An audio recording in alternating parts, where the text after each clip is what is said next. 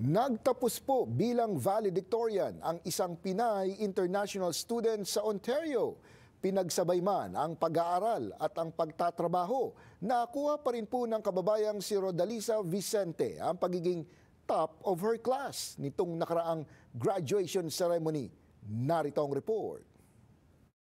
Taong 2022 nang magsimulang mag-aral si Rodalisa Vicente sa Lambton College sa Ontario bilang isang international student sa kursong International Business Management, isang computer engineer sa Pilipinas.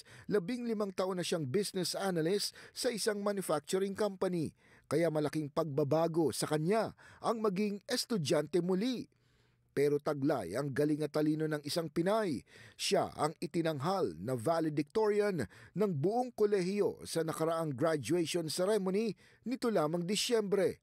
I wasn't expecting it because I wasn't the top, I wasn't top of the class, but I was very involved.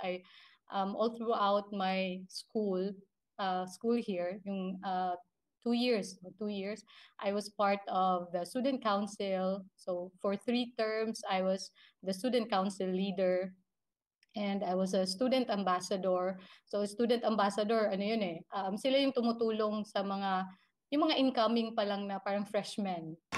Let's keep setting new goals, chasing dreams, and most importantly, laban na! We've got this! Thank you and congratulations to all of us. Bukod sa pagiging top of her class nitong 2024, siya rin ang nakakuha ng Alumni Leadership Award. Parang especially the Filipinos, no, na kaya natin mag-excel wherever field we are, 'di ba? Parang kahit na wala na tayo sa Philippines, wherever we are taken, kaya talaga nating mag-excel. Kumbaga, in fields of academics or alam mo, diskarte, kunyari, kumbaga, diskarte natin sa buhay, kaya nating mag-top.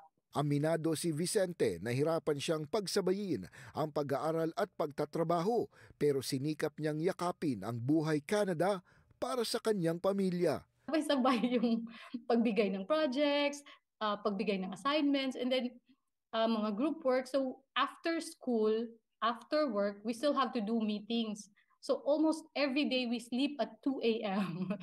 Kasi there was really a time na nagbi-meeting pa kami, tapos nakatulog na ako sa dining table namin sa bahay. And tapos hindi na nila, nagising ako parang magpe-prepare na for work. And I slept there sa dining table na nakaganon lang.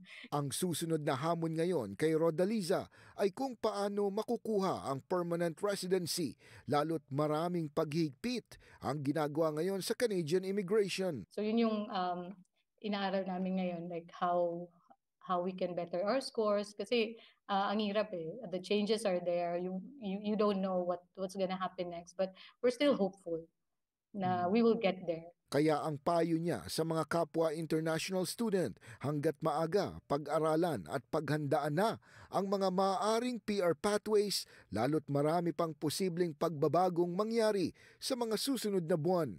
Sa manage your expectations lang dito sa Canada. Kasi hindi naman lahat parang bed of roses, no, dito sa Canada. Mentally be prepared na ma-manage mo yung expectation mo na hindi madali yung buhay sa Canada. At hindi lahat ng plinano mo mangyayari. But then be hopeful na may maganda at magandang mangyayari pa rin sa iyo. Malaking karangalan kay Vicente na maipakita sa kanyang kolehiyo ang galing at husay ng mga Pilipino, at patunay niya ito na ang ating lahi ay hindi nalalayo sa talento ng iba.